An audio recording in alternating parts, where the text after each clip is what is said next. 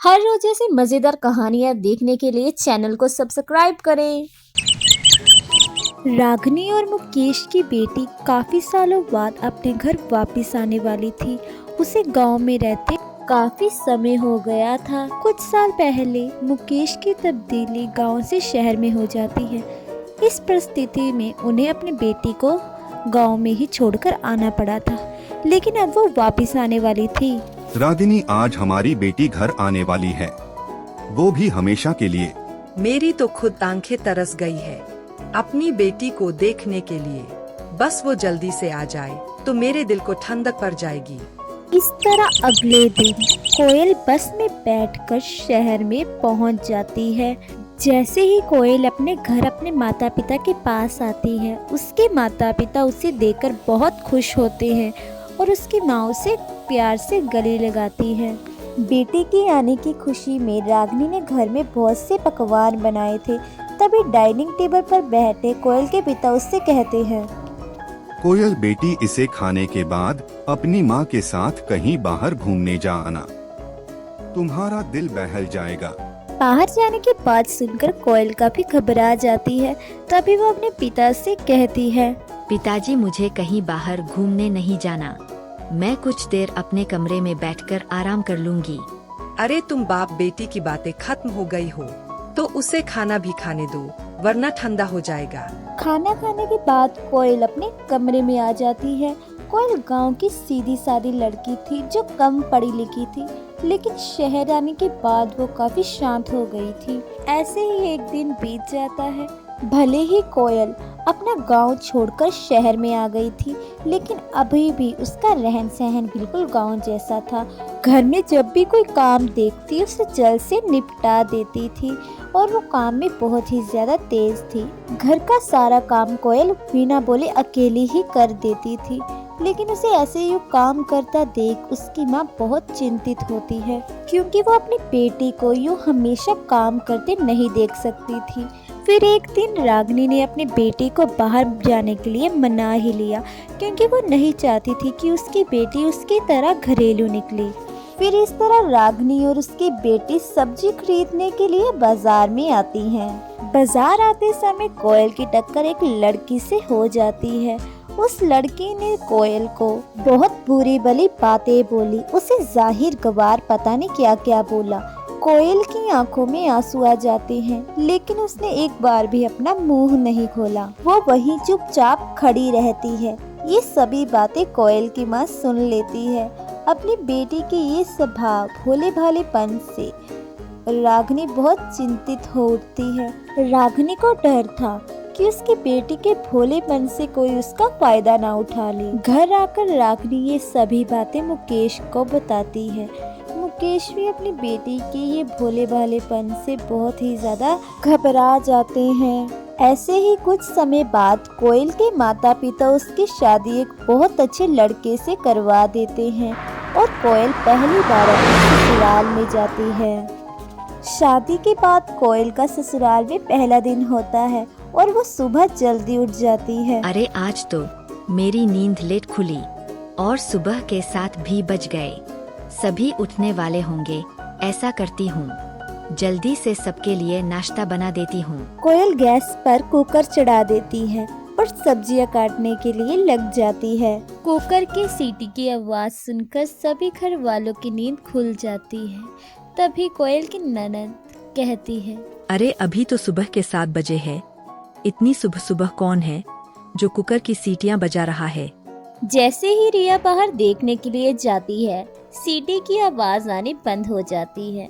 नींद से झपकी लेती हुई रिया फिर से अपने बिस्तर में जाकर सो जाती है। रसोई घर का काम निपटाकर कोयल मंदिर घर में आकर पूजा करने लग जाती है।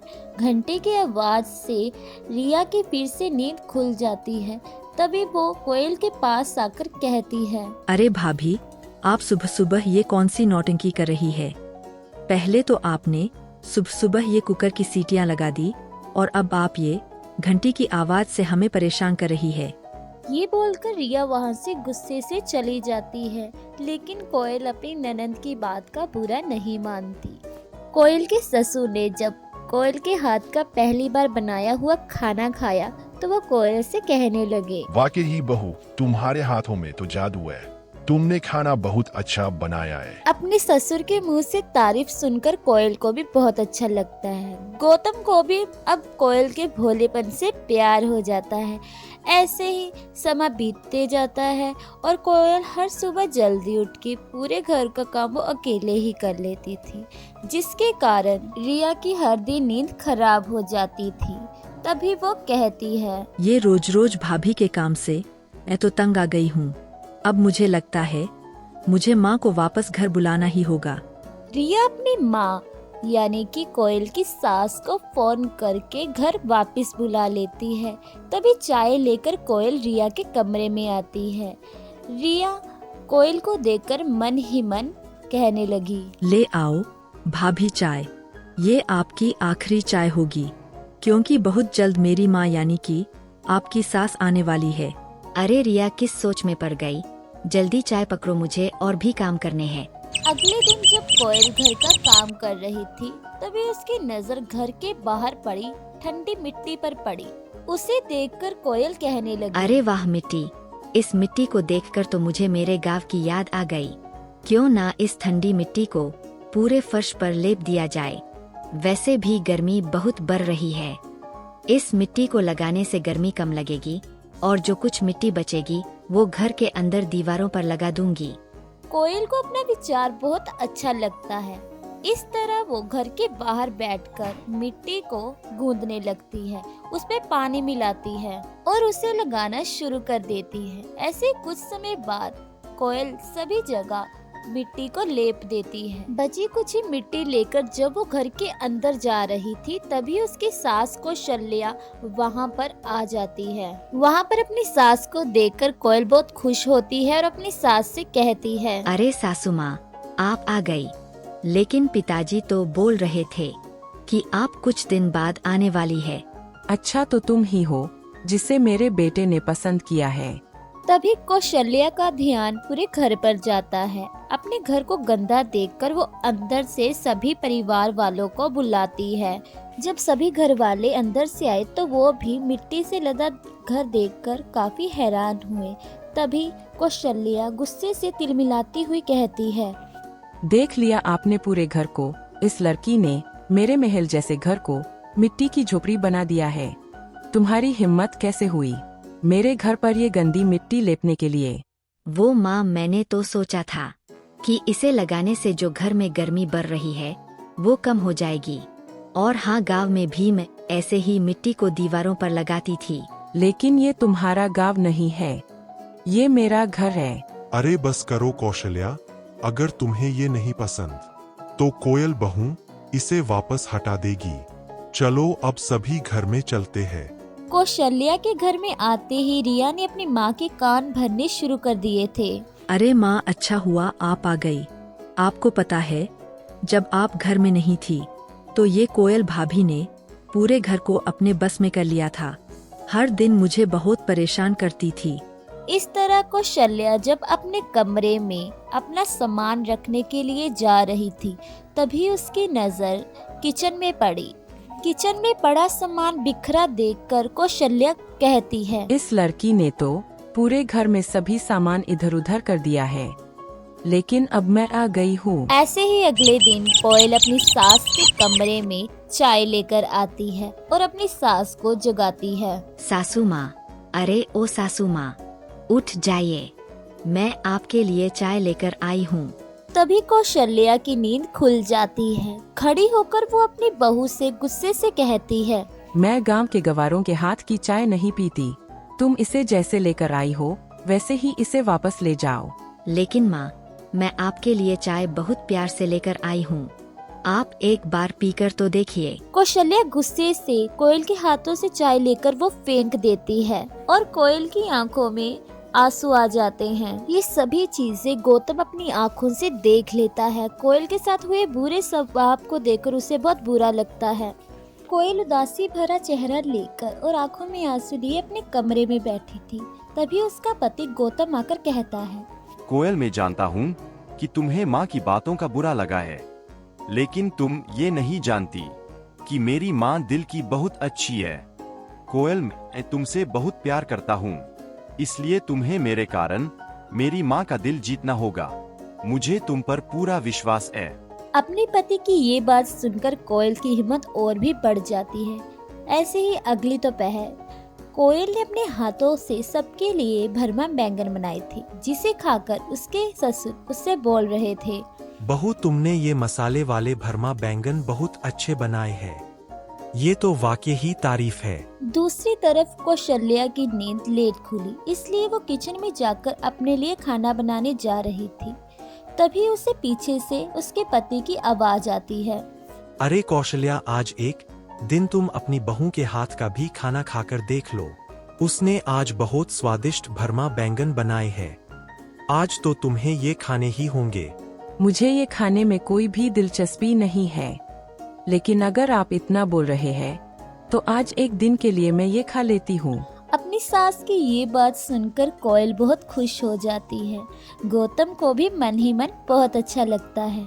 जब कौशल्या ने अपनी बहू के हाथ का बनाया हुआ खाना खाया तो मानो वो ऐसे खा रही थी कि जैसे उसे अपनी बहू के हाथ का खाना बहुत स्वाद लगा हो। भले ही कौशल्या कुछ बोल नहीं रही हो, लेकिन ये सब कुछ कोयल अपनी आंखों से देख रही थी। ऐसे ही रात को जहाँ सभी अपने कमरे में आराम से सो रहे थे, कौशल्या अपने कमरे में खड़ी बोल रही थी, हे भगवान, मेरा ये गला क्यों बैठ गया है?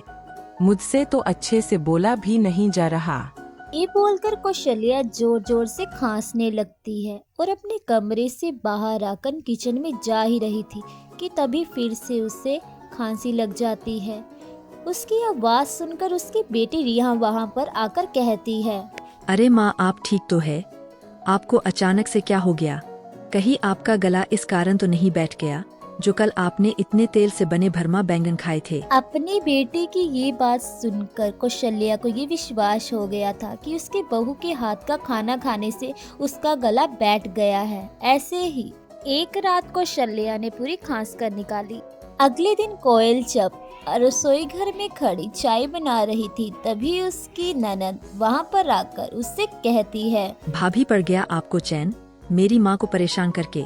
आपके वो ऑयलिंग फूड खाने से मेरी माँ का गला बैठ गया है। वो अच्छे से बोल तक नहीं पा रही। ये बात सुनकर कोयल काफी हैरान हो जाती है। तभी वो अपनी सास के पास तुरंत आकर कहती है, माँ, मुझे माफ कर दो, मुझे नहीं पता था मेरा खाना खाने से आपको इतनी परेशानी होगी। तुम्हें तो मुझे यूं तकलीफ में देखकर अंदर ही अंदर खुशी हो रही होगी। निकल जाओ यहाँ से। अपनी सास की बात को दिल पर ना लगाकर वो अपनी सास के लिए काढ़ा बना रही थी। इस तरह कौशल्या अपनी दवाई लेने के लिए निकल जाती है। कुछ समय बाद जब वो वापस लौटती है तो कॉलोनी की औरतें खड़ी आपस में बातचीत कर रही थी। जब उन्होंने कौशल्या को वहां देखा तो उसे बुलाकर कहा, अरे आओ कौशल्या, हम सब अपनी बहुओं की बातें कर रहे थे, लेकिन बहू के मामले में तो तुम बहुत किस्मत वाली हो। तुम्हें एक बहुत भोली भाली और साधारण बहू मिली है जो तुम्हारा बहुत ख्याल रखती है।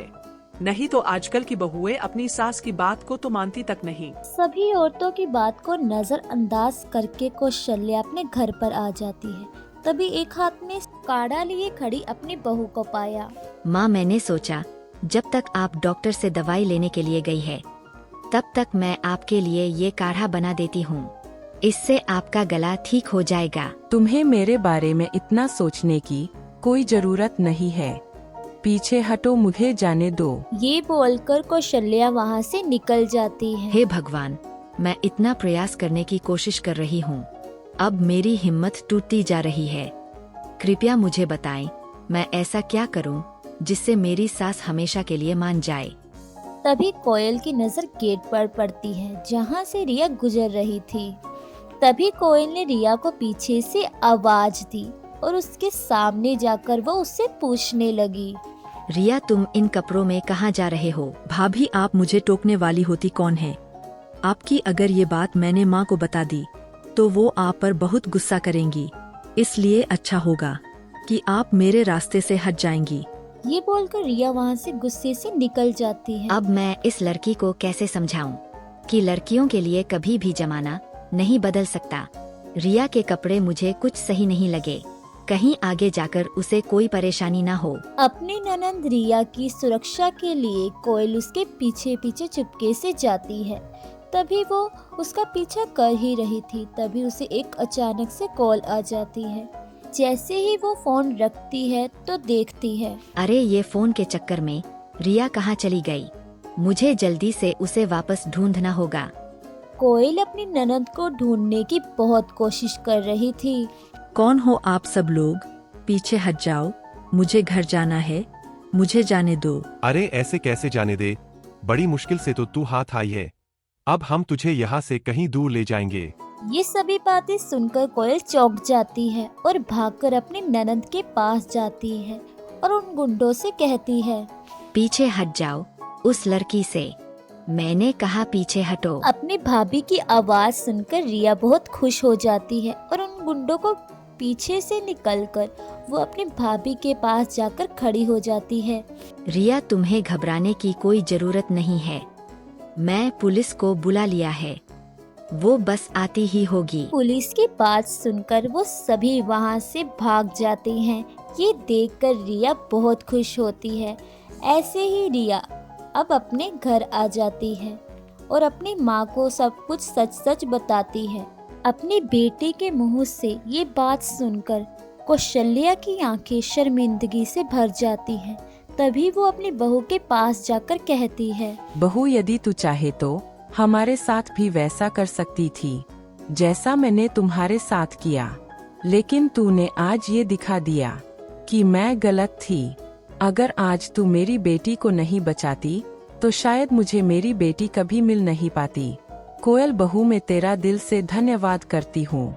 और हाँ, तू ही इस खानदान की एकलौती बहू है। कौशल्या ने अपनी बहू को स्वीकार कर लिया था। ये देखकर सभी परिवार वाले बहुत खुश थे और उन्हें कोयल पर गर्व महसूस होता है।